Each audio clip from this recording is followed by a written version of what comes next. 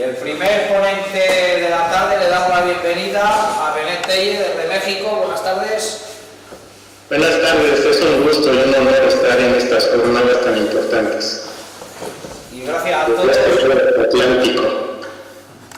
Gracias a ti sobre todo. René Tellez, Ciudad de México, 1963, es un poeta, narrador, ensayista y editor, miembro del Círculo de Rapao. Egresado de la Universidad Nacional Autónoma de México, cursó la licenciatura en Lengua y Literaturas Hispánicas. En el DOJ, lugar del despertar de Ciudad Universitaria, conoció al único escritor fascista mexicano, José Luis Ontiveros, con quien de inmediato le unió una relación de amistad y camaradería. Este anómalo y brillante escritor lo introdujo en la obra del anarca Rubén Salazar Mayén. Ha sacado a la luz las siguientes obras: Los colectivos, Bitácora de un forastero, Orwell, Viviendo el futuro y recordando el pasado, ambos de ensayo, una semblanza biográfica del escritor José Luis Ontiveros que se incluyó en el libro Vivir peligrosamente, La hora del tigre y finalmente La primavera y las ruinas, que aquí tenemos un ejemplar de cada uno. Además, es miembro del jurado del certamen de poesía Altaforte, convocado en homenaje a Rapao. Al final tendremos el placer de escuchar un poema suyo sobre Pau. La monumental obra Los cantos de Pau suma de diferentes tradiciones culturales, permite el análisis desde diferentes enfoques y René Tellez lo abordará desde el ámbito de nuestro universo metapolítico y militante. El título de su conferencia es Los cantos de Rapao, una obra épica analizada bajo el concepto de zona. Muchas gracias por tu participación y todo tuyo. Muchas gracias a ustedes. Reitero mi agradecimiento por la invitación y por el trato tan afable, tan amoroso que me han brindado la organización OCA. Voy a iniciar este magno homenaje dedicado al capitán de las letras de Rapao, que combatió hasta sus últimas consecuencias a los mercaderes de la usura, leyendo el poema dedicado a su insigne persona. El poema es de carácter experimental y acepta 4 posibilidades de lectura. Sin embargo, solo haré una que será unitaria. Este poema está dividido en la parte terrestre, en la parte acuática y marina del rostro del Rapao, para que vayan entendiendo un poco la dinámica que tiene su lectura.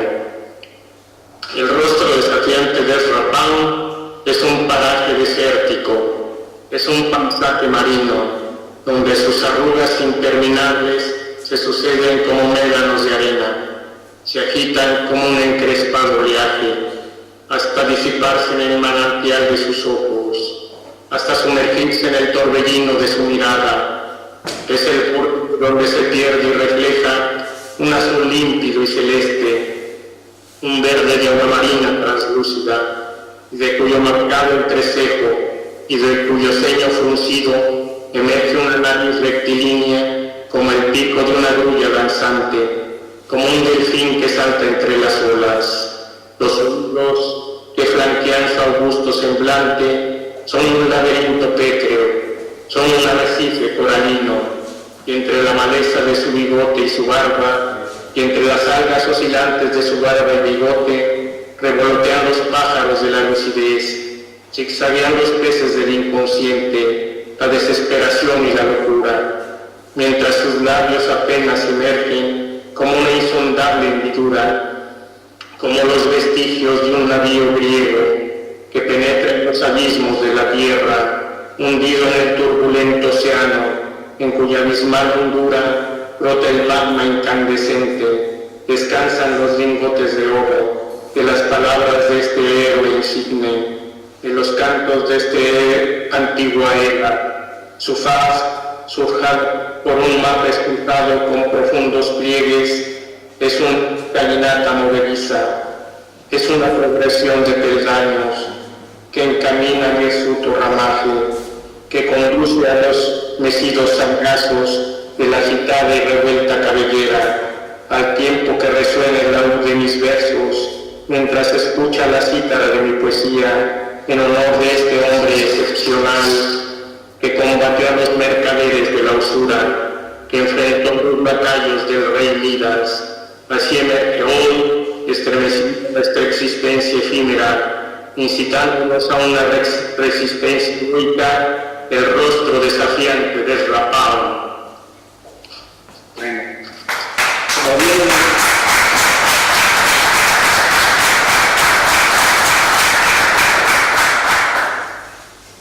muchas gracias. Como bien habían apuntado, yo pertenecí al Círculo del Rapao. Aquí está el libro, que es la culminación de la labor de ese círculo, cuya cabeza era el gran poeta, porque también ejercitó la poesía, José Luis Ontiveros, gran escritor, narrador y ensayista. En este libro de los pocos poemas que pergeñó Ontiveros, dedicado a Pau y en contra de la usura. También vienen dos ensayos que él realizó sobre Pau, muy sesudos, con una bibliografía muy extensa. También viene una introducción, un prólogo de Agustín Cadena, que también participó en el Círculo de Rapao. Viene un ensayo de T.S. Eliot, que siempre estuvo agradecido a Pau porque le cinceló, le depuró su gran obra que fue La Tierra Baldía, que sin Pau nunca hubiera sido lo que es, esa gran obra maestra. Viene obviamente los cantos prohibidos, que son el 72 y el 73, que tienen corte fascista, y un fragmento del canto 74. Asimismo, viene un bellísimo texto de don Miguel Serrano dedicado a Rapao en el monumento que se encuentra en España, en Medinaceli, lo cual es un orgullo también para la madre patria que se tenga ese monumento en esas tierras benditas de España. Y bueno, en realidad yo creo que este círculo más bien parece un triángulo porque unió a gente de México, de España y de Sudamérica. Voy a mencionar algunos nada más.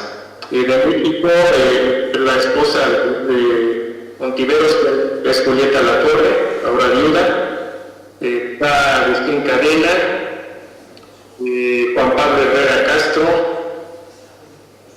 yo mismo realmente ellos, ¿verdad? De España está Ramón Bau, Joaquín Bochaca, también está Manuel Quesada, y de Sudamérica está Héctor Buena, Edwin Robertson, de la revista Ciudad de los Césares. Bueno, son los que yo más o menos identifico y que formaron parte de este círculo que con Muestro y Ontiveros quedó ya escindido. También obviamente está el traductor de estos cantos, que es versión perifrástica,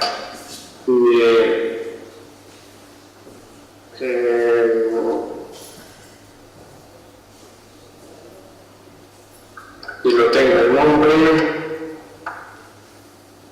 de Guillermo Rosel Banda, que también fue un gran traductor, ganador de premios, y él fue el que realizó la traducción de estos cantos. Bueno, grosso modo, eso fue el círculo que ya quedó disuelto, desgraciadamente, pero bueno, Manuel Quesada parece que sacó una nueva tirada de este libro. Voy a empezar ya mi intervención, y dice así: Los cantos de Rapao, una obra épica analizada bajo el concepto de zona. El género épico en la época contemporánea fue abordado con niveles de excelencia por el gran poeta estadounidense Ezra W. Loomis Pau, quien dejó una honda huella en la literatura de la pasada centuria y de lo que va del presente siglo, regalándonos, en su congruencia, como escritor decidido a defender sus ideales hasta sus últimas consecuencias, una obra excepcional que, sin cortapisas, va a emparejar una vida colmada de exigencia y de tintes heroicos. Este artífice de la palabra, sobra decirlo, es imprescindible para todo aquel que aspire o se precie de ser un militante comprometido, ya que en esta lucha cultural se deben poseer armas ideológicas, pero también de carácter estético para combatir las fuerzas nefandas y luciferinas que pretenden instaurar un mundo donde prevalezcan el pensamiento único, las transacciones financieras, la hegemonía de los banqueros y las ganancias económicas, emanadas de un materialismo sin. Pound, en los cantos, concibe una epopeya que le presenta al mundo una alternativa para sobreponerse a una crisis ideológica, pero también de carácter económico, en donde se erige como el protagonista heroico de su propia creación poética, abrazando el caso ardiente de un gran ideal que terminó en apariencia siendo superado por la aplastante maquinaria del totalitarismo democrático, pero que finalmente puso al descubierto los mecanismos parasitarios y malévolos con los que actúan las élites financieras cegadas por el poder y la avaricia.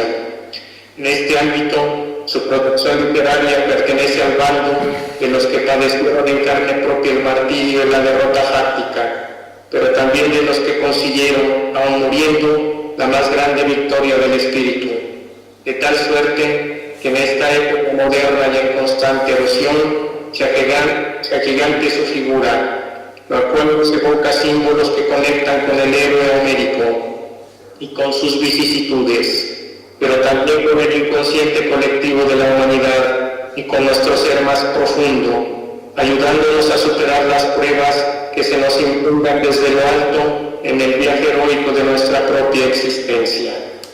La obra de Ezra Pound, enclavada en la incertidumbre del mundo contemporáneo, es a todas luces compleja, por lo que les exige tanto al crítico como al lector acucioso agudizar los sentidos, pero también tensar el arco de la voluntad y disparar la flecha de la intuición para aventurarse en una compleja escritura, ya que su obra abarca y empalma diversos planos de la realidad histórica, haciendo que coexistan y se articulen de manera armoniosa el pasado de la civilización con el presente que le tocó vivir al poeta, lo cual solo es factible en el ámbito intrincado de su creación literaria, que, asimismo, fue escrita para encontrar el camino de la dignidad y la justicia, a fin de sacar al ser humano del caos en el que se encuentra inmerso, y que, como aconseja Benito Mussolini, se prefiere vivir un día como león y no 100 como oveja.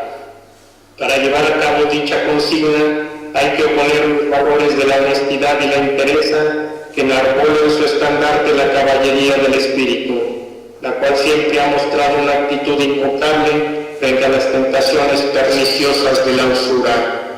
De las últimas conferencias y talleres del teórico Joseph Campbell, plasmados en su libro En busca de la felicidad, mitología y transformación personal, emergen conceptos sobre los artistas y el periplo del héroe, al cual se le conoce como monito, desprendiéndose que, cito, el artista, como en el caso de Ezra Pound, se encuentra destinado a unir los objetos de este mundo, de tal manera que, a través de ellos, experimente esa luz. Ese resplandor es la crepitación de nuestra conciencia, y que todas las cosas ocultan, y cuando se miran adecuadamente, revelan. Indiscutiblemente Ezra Pound constituye el ejemplo más preclaro del arquetipo prometeico, que con el fuego de su creación poética va disipando las tinieblas de la ignorancia y del pensamiento unipolar, pero también la crea que irradia con su fuego coruscante una axiología de valores que sustentan la cultura del gesto y del estilo, la cual comparte sin excepción a todos los hombres de la tierra, a pesar de que esto le acarrearía el infame martirio de ser condenado en la cima del Cáucaso de la ignominia para ser devorado día a día por el águila turba del imperialismo yanqui. Por otra parte, Pound también representa al héroe contemporáneo, que ejercita su voluntad de acero, siguiendo una línea de conducta irreprochable, que se vincula con la divisa boliana de vivir peligrosamente, ya que el héroe está dispuesto a mantenerse combativo y determinado en todas sus acciones, las cuales emprenden un viaje heroico, donde se solaza en el atrevimiento y se aventura por caminos inéditos que trasciendan los remanentes de este mundo en ruinas, en cuyos escombros prevalece la impostura, el engaño de querido Satanás y de un heroísmo disfrazado de tolerancia y de pacifismo, en donde el uso unilateral de la fuerza solo puede ser ejercido por el despiadado policía planetario que actúa para proteger los intereses de la plutocracia financiera y el llamado pueblo elegido. Como todos sabemos, el poeta y ensayista norteamericano fue acusado de alta traición por elogiar a Benito Mussolini y sobre todo por exhortar a sus compatriotas para que no se dejaran arrastrar a una guerra en beneficio de los banqueros de Roosevelt y de la serpiente de Sion. Sus alocuciones y diatribas antiamericanas desde Radio Roma le valieron ser apresado y después encerrado durante meses en una jaula de gorila, como el mismo Pound dijo, en donde no había ningún tipo de mobiliario y en la que padeció a la intemperie las variaciones climatológicas en la ciudad de Pisa, además de ser constantemente asusado por las luces de potentes reflectores que accionaban los humanitarios libertadores de Europa. Ahí siguió escribiendo a ras de suelo y en papel higiénico sus estremecedores cantos pisanos, que paradójicamente obtuvieron en 1948 el premio Wolleben otorgado por la Biblioteca del Congreso de Estados Unidos. Tras sufrir un colapso nervioso, fue recluido durante 12 años en el manicomio estadounidense de Saint Elizabeth. Ahí consiguió la mayor parte de sus monumentales cantos. Después regresó a Italia y murió finalmente en la ciudad de Venecia en 1972, hace exactamente medio siglo. Pound fue el crítico con más autoridad en su época y una de las mentes más brillantes del siglo XX. Ese polémico autor se propuso desde su juventud ser el hombre que más supiera de poesía en todo el mundo, lo cual logró y plasmó posteriormente de manera concreta en sus prodigiosos cantos, de tal suerte que si tuviéramos imaginado un poema totalizador en el que los rasgos del ser humano estuvieran presentes desde su más profunda mezquindad hasta su más alta belleza, sin duda serían los cantos, estructura ciclópea que constituye un compendio discontinuo que salta de un siglo a otro, de un lugar a otro y de una cultura a otra, y en el que emergen personajes disímbolos, historias, mitología, poemas y lenguas heterogéneas, por lo que también es considerada una obra multilingüe, donde el autor inserta ideogramas chinos y textos en griego, latín, español y provenzal, sin dejar a un lado en algunas de sus composiciones una crítica demoledora a la usura, que corrompe todo lo que toca con sus manos gangrenadas y purulentas. Pound, los cantos, difunde no solo ideas metapolíticas, sino, como ya se ha mencionado, también de carácter económico, las cuales se basan en la teoría de C.H. Douglas contra el dinero fiduciario, mismo que es concebido de la nada por los banqueros voraces a fin de prestarlo a compañías, individuos o gobiernos para financiar diversos proyectos, muchos de ellos carentes de toda ética y moral. Los cantos constituyen un poema de carácter épico que es el más relevante de la pasada centuria, en el que el autor explica las dos guerras mundiales desde las motivaciones financieras que las provocaron y que pretendían, como a la postre sucedió, encumbrar a un gobierno mundialista y usurocrático en detrimento de los demás pueblos de la tierra. Dos de los vehículos literarios más evidentes que siguen los cantos son la Odisea de Homero y la Divina Comedia de Dante.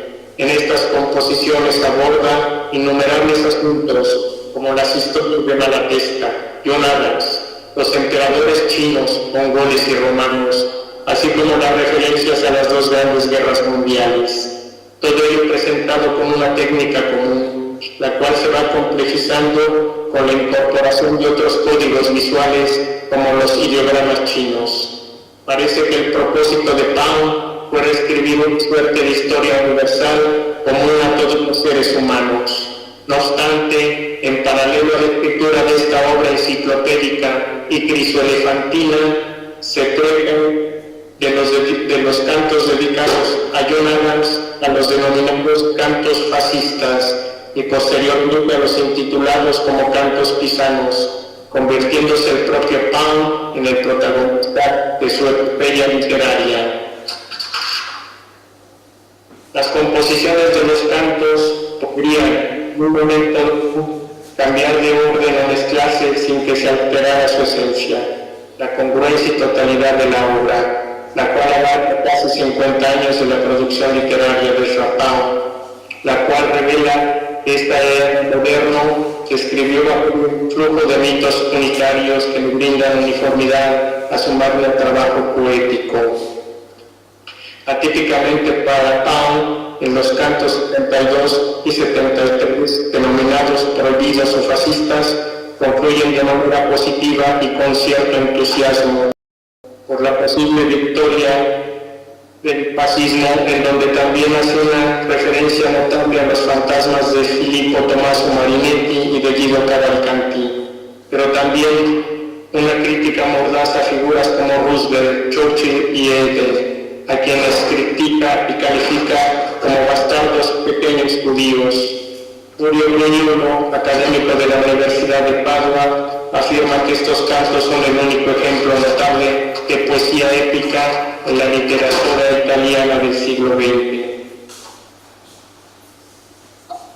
A continuación explicaré cómo el artista, de manera eficaz, erigió un universo autosuficiente en las composiciones de los cantos, cuya lectura se comprende plenamente cuando se leen de manera íntegra, es decir, como si fueran un solo y portentoso poema.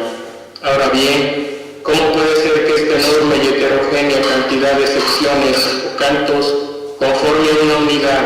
¿Cómo puede ser que constituyan parte de un mismo universo? Para explicar este punto me apoyaré en el libro Postmodern Instruction del teórico literario Brian McCain. Me valdré concretamente del concepto de zona que contempla en este volumen y cuya noción surge a raíz de una serie de textos que se pueden encuadrar en coordenadas espacio-temporales que son imposibles y diferentes, las cuales rompen con la lógica de nuestra propia realidad.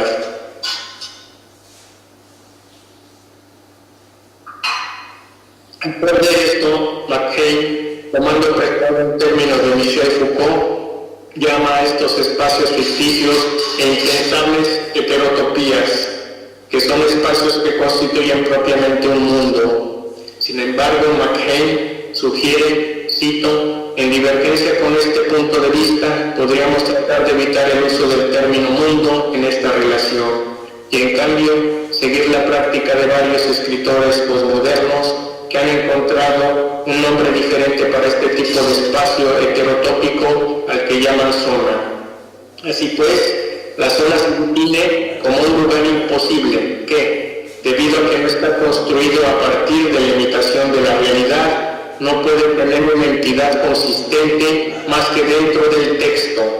Una ubicación espacial de esa índole es la que Pound construye en cada uno de sus cantos y que se extiende a la totalidad de los mismos. Para construir una zona existen una serie de estrategias discursivas. McCain menciona la yuxtaposición, la interpolación y la superposición. La yuxtaposición consiste en reunir espacios que no están contiguos, mientras que por la interpolación se introduce un espacio como una especie de bisagra entre otros dos reales o imaginarios.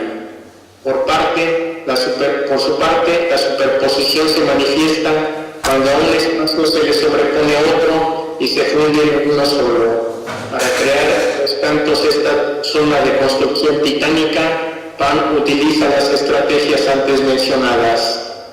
Los espacios reales y los personajes históricos que en esta magna obra Pablo les da la misma entidad y peso que los ficticios y mitológicos, coexisten con naturalidad a través de las páginas de los cantos, de tal suerte que en esta yuxtaposición aparecen locaciones que no están contiguas, como Venecia, Carrara, Nueva Inglaterra, Salamina, Cartago, y muchas más que interactúan con figuras pretéritas como los Duca, los Medici, Mio Cid, Napoleón, los padres fundadores, Stalin, Roosevelt, Churchill, y que igualmente lo hacen con personajes mitológicos, Odiseo, Circe, Tiresias, Dionisios, Caríope, Helena, Teseo, y un largo etcétera, cohabitación que el lector no percibe conscientemente y que el artista lleva a cabo de forma deliberada. Un ejemplo de ello, entre muchos otros, se presenta en el canto cuarto, donde se reúnen espacios discontinuos como Troya y Rhodes,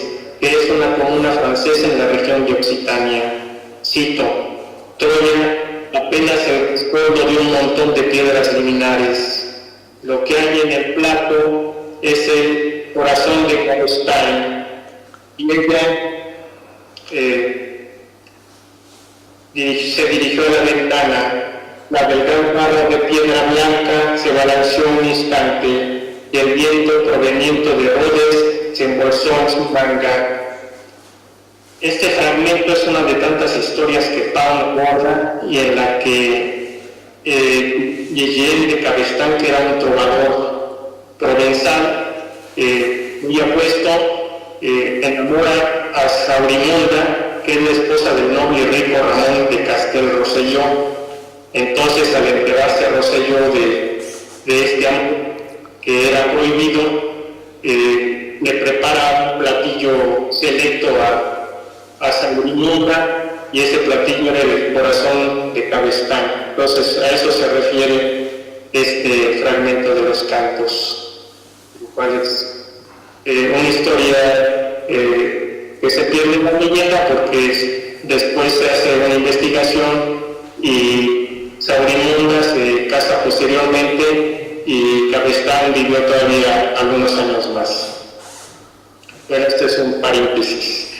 No obstante que esas estrategias discursivas pueden descubrirse en el texto y no resulta incoherente que haya esa conexión invisible y juxtapuesta en las composiciones de los cantos, esta variedad de tiempos y personajes en un mismo contexto, en el plano de la realidad, resultaría completamente imposible. Sin embargo, la genialidad de Pablo hace factible en esta obra un carácter inusitado.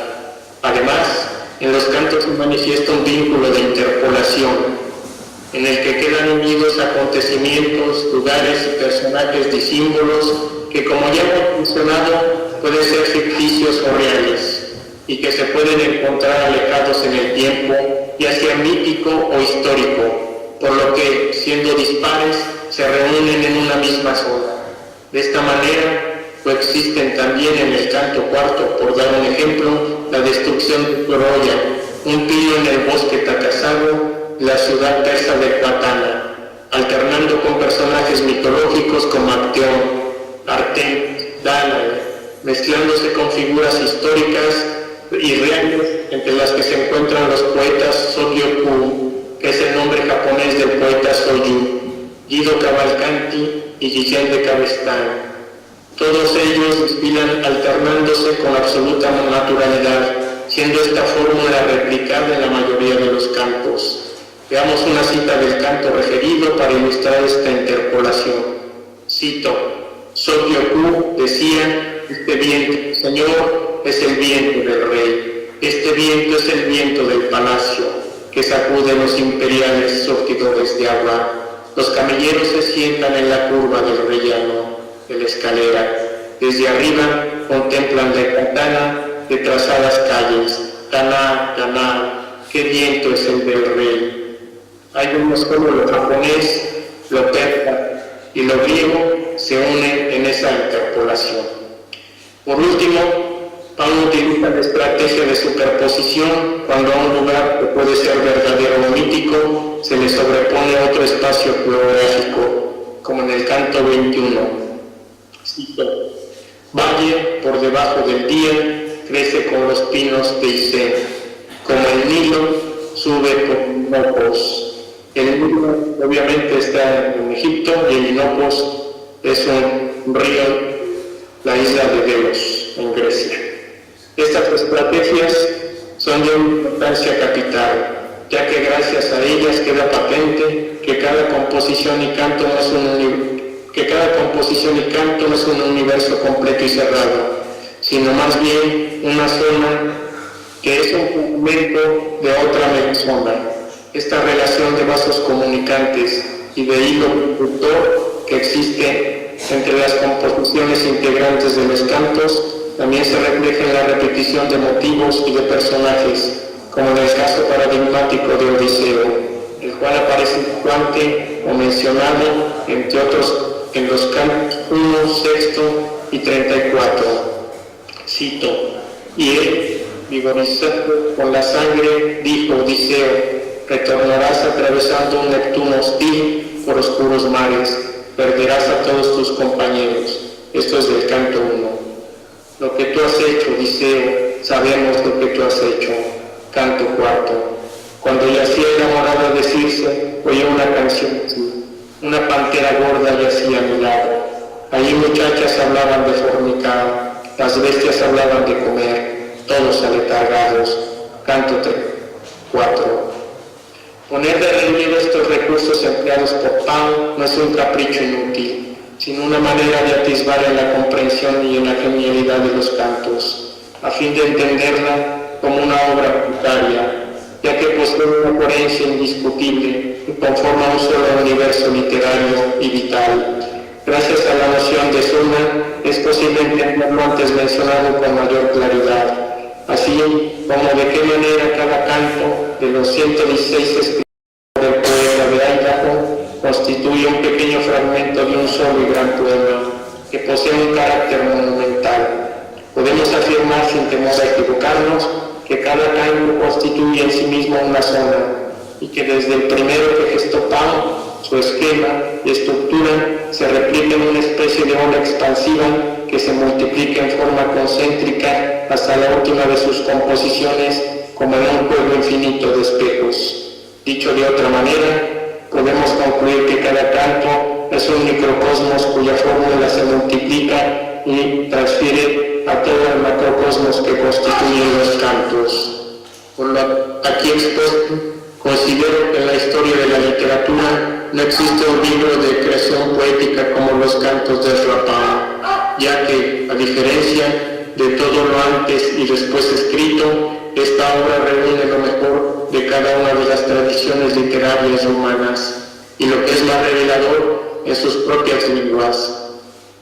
Y ahí que ves en sus páginas campea poesía griega, latina y oriental, pasando por las composiciones de los trovadores provenzales, el dolce stil nuovo de Guido Cavalcanti y Dante Alighieri, hasta el Renacimiento de François Villon y la época victoriana con Robert Browning a la cabeza.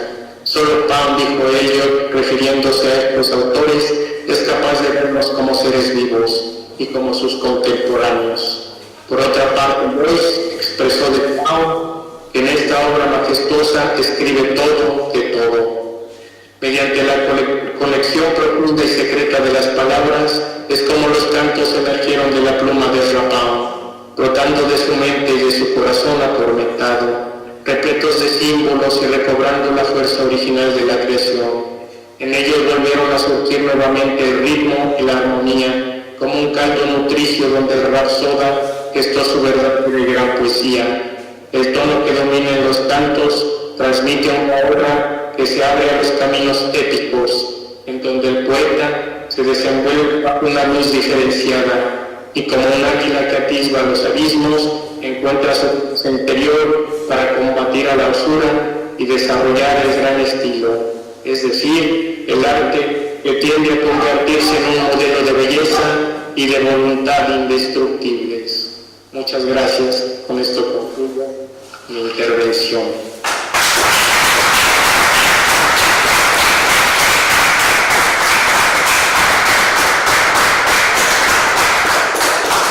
Muchas gracias, de verdad. Vamos a abrir, si queréis hacer alguna pregunta, cuestión. Por la vez que le tenemos hay que aprovecharlo. Así que si tenéis alguna pregunta para René. Quería preguntarte yo qué impacto puede tener Pound a día de hoy en el mundo hispanoamericano. Bueno, el impacto de Pound pues debe ser capital y trascendente, dado que es un ejemplo a seguir, como lo comenté yo al principio, para todo aquel que se precie de ser un militante comprometido. Su obra pues está signada por el combate a la usura, y en ella arrostró todas las consecuencias de sus palabras y sus actos. Tanto es así que Pound arrostró el martirio de ser enjaulado como si fuese un animal, de ser humillado. Sin embargo, en esa jaula del oprobio salió victorioso, y su palabra aún resuena como eco imperecedero en todos los ámbitos de la literatura universal.